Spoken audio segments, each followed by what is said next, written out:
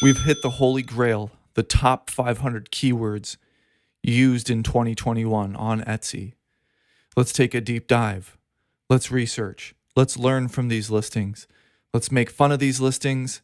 And most importantly, let's learn from these listings.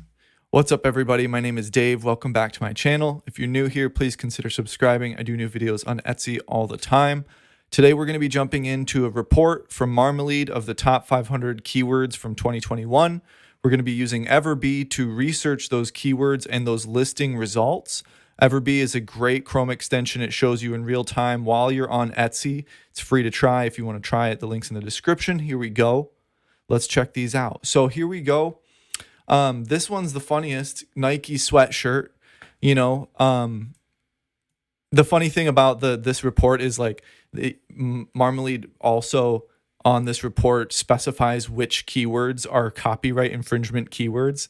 And in the email Marmalade sent out, they mention how a lot of these keywords are totally infringement keywords, like Harry Potter and stuff. We'll go through it in a second. And it's just funny and how Etsy is going to be banning more people soon, pretty much. And yeah. So anyway, this one's really funny to me. Nike sweatshirt. And I actually think that really speaks to a portion of Etsy customers not really understanding what Etsy is. Etsy is a handmade marketplace, or, something designed by a person, not like a giant company. But for some reason, Nike sweatshirt is one of the top ones. So let's type in Nike sweatshirt and see what let's see what Everbee says for Nike sweatshirt. Okay. I take that back. Vintage Nike sweatshirts. However, that was not on here. It would say vintage Nike sweatshirt. So my point still stands that a lot of customers coming to Etsy don't really understand what Etsy is. Just a portion. Don't worry. Don't freak out. Nike tie-dye crew socks. Okay, let's look at this one using Everbee. Everbee is a great Chrome extension. I use it. Analytics. Let's click it here. Link in the description if you want to try it out. It's free to try too. So let's wait for the analytics to show up on this one. So somebody took Nike socks and tie-dyed them. And I'm pretty sure that's not okay because that's copyright infringement, right? Like, you can't resell. Okay, wow, they're really doubling down on this. I'm gonna have to look into this. So they put their own branding on it. It's a Nike sock. They tie-dyed it. Then they put their own branding on it. Is that allowed? I'm not sure. That's like some pretty gray area. They only have 5 listings here with 4,000 sales. Somebody's really digging it. So let's use Everbee to find out who's killing it. Which listing's killing it the most? Okay, it's 9 months old. This listing's 9 months old. $680 monthly revenue. Maybe this one is the one that's doing it. Let's find out.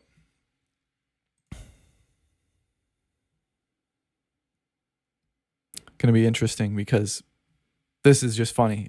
I don't know. It's whatever. It's whatever, 2 months on this one, $455 a month. Okay, which one is really doing it for them? Well, when did they start? 2020. Okay, it's been 2 years with 2,000 sales. It's not like crazy. However, they didn't hide their sales. Okay, it's this listing. That's what I thought. It's a tie-dye Nike shirt, Nike socks. Is this allowed? It's not reselling because they're doing something to it. However, I have heard in the group that I moderate, if any of you guys watching from the group, either groups that I moderate, shout out to you guys. I have seen somebody mention that they were painting Nike shoes and they got booted. So I'm going to go ahead and say this shop's not going to be around for too much longer. Anyway, let's move on. Let's just move on to the keyword report. So Levi's and stuff like that, I'm not sure who thinks that they're going to find Levi's stuff. It would say vintage on there, right? It would say vintage if people were looking for vintage stuff, because that's cool. Like, okay, I'm from Michigan, right? And the Detroit Pistons, they changed their logo. And growing up, I remember their old logo, and it's a really cool logo, right? So I have typed in vintage Detroit Pistons stuff into eBay, because actually that's where I expected it to be. I didn't expect it to be on Etsy. And then, yeah, and then that's where it came from. And then I found a ton of shops selling the old logos and stuff, doing print on demand, selling their stuff. So copyright infringement on their old logo. Maybe the copyright is no longer applicable to that, because you do have to look out for that. Sometimes copyrights or trademarks, specifically trademarks, expire, and then that's when everybody jumps on it. That's when all those types of people jump on it and then start selling that. So maybe that's what I've seen. I'm not sure. But I'm gonna just scroll. Since we're on the topic, let's just look at the intellectual property infringement keywords, because that's gonna be the most entertaining, I think, for us. So let's just get goofy today. Intellectual property. Here we go. Existing intellectual property. So we got Animal Crossing, Attack on Titan, Final Fantasy, Harry Potter. I remember when Harry Potter was like trending in when you looked on Marmalade for trending keywords, Harry Potter was always in the top 5, and it was just like mind blowing, even years after the last movie came out. So that was like just a little tickle, that was fun to see. Lord of the Rings, Zelda, League of Legends. We got Naruto, Skyrim. We got Pokemon. Of course, we got Pokemon. We always have to have some copyright infringement for Pokemon. There's always got to be somebody infringing for Pokemon, right? It's just. I mean, it wouldn't be right if somebody wasn't constantly breaking the rules on Etsy, whether they knowingly break it or they don't know it.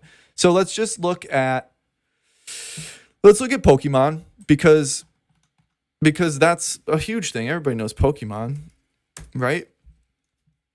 Okay, so we got some fan art. That's cool. We got Pokemon cards, because if it's older than X amount of years, it's technically vintage. So, there is Pokemon cards. Oh my gosh. Let's look at this lot of 200 plus Pokemon cards for $34. Dude, you could flip this. This is a flip. I might have just found a flip. Like this. Okay, let's look at the description real quick. You will receive over 200 Pokemon cards with tons of rares, holographics, and reverse holographic cards. No duplicates, no energy, no trainer cards. Oh my gosh. Like if you had the time, you would obviously buy lots like this, hope for some rare stuff that the seller didn't want to deal with. You'd look for first editions, and then you would go and piece those out on eBay, or whatever it may be. Okay, they got some newer cards. They're mostly newer cards, so maybe it is worth $34. I was thinking like cards from the 90s and stuff. If it was from the 90s, I think 200 plus cards for $34, that would be a killer flip. Let's just look at the Everbee Analytics for it, just because that's why we're here today. If you guys want to try Everbee and see really insightful statistics for listings that Etsy doesn't show you and that other apps do not show you, sign up for Marmalade in the link in my description. You don't pay any extra. You help support my channel. You get 10 free searches until you have to pay for it, and you don't have to put your credit card in to try it. This listing is 1 year old and 1 month. Estimated monthly revenue, $2,500, dude. They are making money with this one. My question is, where do you get the cards? Where do you, who's just dumping Pokemon cards on you, That's my question. I'm going to go back to Pokemon, and I'm going to use the analytics just for the entire search. This is a really useful tool as well. So Everbee will tell us out of this whole page what is the highest revenue earner. So here, this one right here, $5,600 a month. Everbee is estimating this product to be making. So, and it's on an ad. So, I mean, we're just going to look at this one. Okay, so it's a Pokeball, terrarium type thing. This is pretty cool. Is this copyright infringement? I don't know, because it looks like they used one of those older Pokeballs. Like, do you remember, from Happy Meals and stuff? I don't eat that stuff anymore, but you remember from Happy Meals, Burger King and stuff? There's tons of Pokemon promotions. Do you remember the golden plated Pokemon? Oh my gosh, if you remember that, you have to leave me a comment. The golden plated Pokemon card, it was like a chunk of metal thing. I don't know how much that thing is worth anymore, but I sold it a long time ago on eBay. As I went out, like as a teenager and as a young adult, I eBayed a lot of stuff before I actually became successful on Etsy. I was an eBay master. So anyway, let's keep going. Let's look at the analytics for this because that's important. We want to know.